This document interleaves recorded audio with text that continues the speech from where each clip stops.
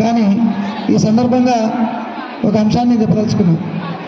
భారతదేశం అనేది మాతృస్వామ్య దేశం.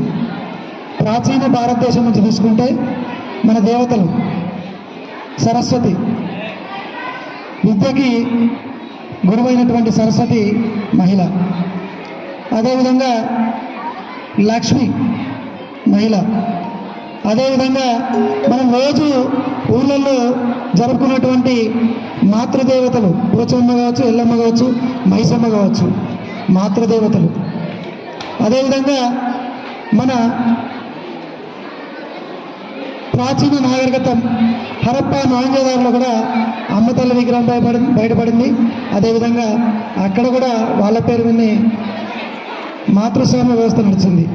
కాబట్టి ఏ ఇల్లైతే స్త్రీకి గౌరవం ఇచ్చి, ఒక తల్లి కావచ్చు, ఒక చెల్లి కావచ్చు, ఒక ఇల్లాలి కావచ్చు, గౌరవం ఇచ్చి ఈరోజు సమాజంలో గౌరవం ఇచ్చినప్పుడే వాళ్ళకి ప్రతిరోజు గౌరవించాల్సిందే. కానీ ఆ ప్రతిరోజు మనం గుర్తు చేసుకోలేం కాబట్టి ఈరోజు మహిళా దినోత్సవాన్ని మనం కూడా జరుపుకుంటున్నాం.